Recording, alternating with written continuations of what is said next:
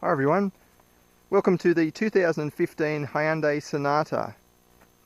We've got a more in-depth review coming up, but we thought we'd put together a quick point of view review just for a bit of a preview, because it's quite an interesting car.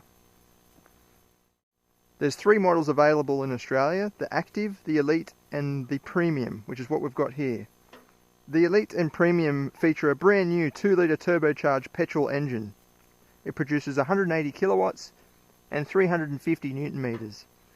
That's become sort of the benchmark industry standard output for a 2-litre turbo engine, so it's good to see Hyundai is up to the mark. The new Sonata is part of Hyundai's plan to implement a more consistent naming structure throughout the world, so you can expect to see a lot less I models in Australia. The car takes on Hyundai's latest design philosophy, so it sort of looks like a miniature Genesis sedan. They've got a big hexagonal grille at the front, which is sort of finished in sort of a titanium gold chrome. LED lights down the bottom. And then the Premium comes with these chrome trimmings around the window, chrome door handles, and 18-inch alloy wheels. It also gets a big panoramic glass roof in the opening section at the front.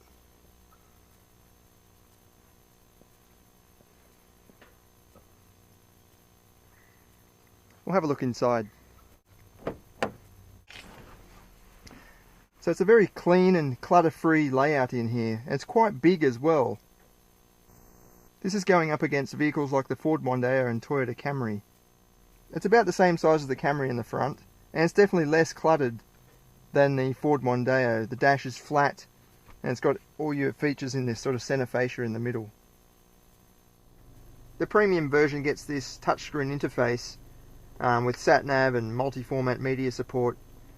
It's pretty basic. The graphics are clear, but for some reason they look a little bit faded, just the way that it's sort of set up. But the touching action is quite good, pretty accurate.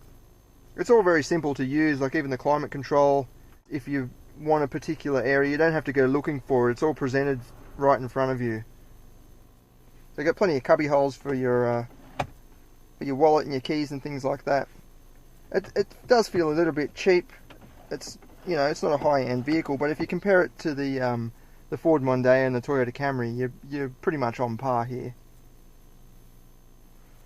And of course, you've got that electric panoramic roof. Certainly heightens the excitement of the cabin.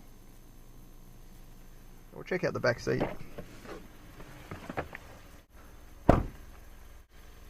So even before you get in, you can see it's quite big inside. Like, look at that knee room. It's huge. I'd say it's definitely bigger than the Camry. Unobtrusive transmission tunnel. This is front wheel drive, of course, so there's no real need for a big tunnel to be sticking up. Headroom is also good. It's got these little cutaways in the ceiling just to provide that little bit of extra room. But even in the middle, you've got heaps of knee room. Like, look at that. You could easily fit 3 adults in here and they'd be comfortable. The middle seat the cushioning is a bit firmer on the back and on the lower part, but it's quite comfortable for a middle seat. And then the Premium's got these lift up blinds for a bit of privacy. It feels like a proper luxury car in here, especially with that roof just letting all that light in. So I'll take it for a quick drive. So you've only got 3 driving modes to choose from. You've got Sport, Eco, and just the default setting. And then you've got manual mode as well by flicking the lever across. It's 6-speed automatic.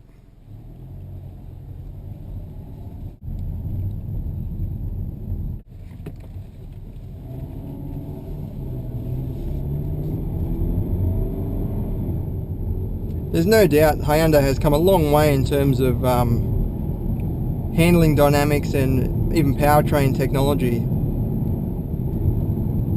And this new Sonata proves that they want to be taken seriously and they want to compete on a global scale.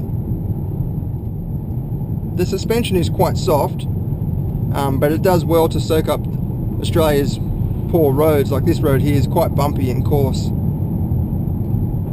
I would say it's about on par with the Camry in terms of ride quality and body control. The Ford Mondeo is a little bit sportier in my opinion, a little bit stiffer. Hyundai says the Aussie spec version has been tuned in Australia, so it's got bespoke suspension tune and a custom steering tune as well, electric steering. And if you're along a mountain road like this, you can put it into sport mode, which sort of firms up the steering. It doesn't actually change the ratio or anything like that. It does feel like there's a little bit more feedback just because it's a bit firmer, but it's nothing major. So the conditions are pretty damp at the moment, but there's plenty of front end grip.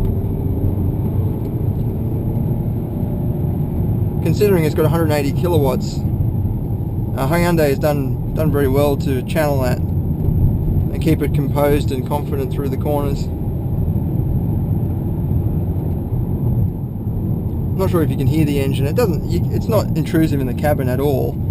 It's just that tiny bit of sort of beefiness, that bassy note, just to remind you you've got the 2 litre turbo version.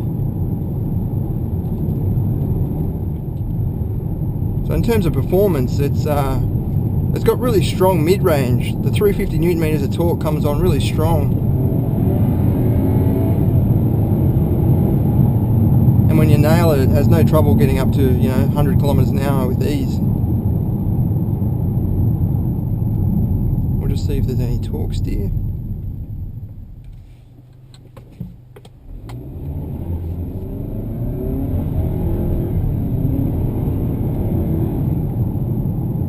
There's a little bit of tug at the wheel in the wet conditions, especially because one wheel is going to be spinning a bit faster than the other, but that's totally expected for a 180 kilowatt front wheel drive.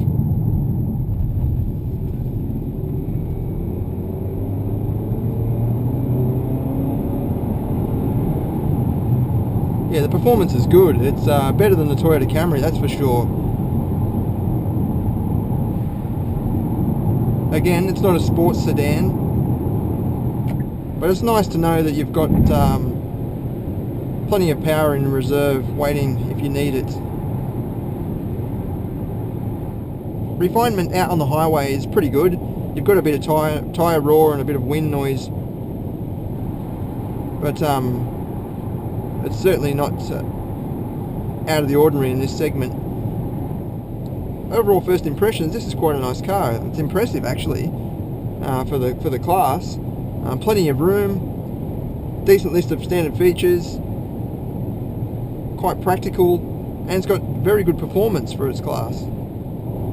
Stay tuned for our full review. We'll go into a bit more depth and do our usual 0 to 100 video as well. Thanks for watching.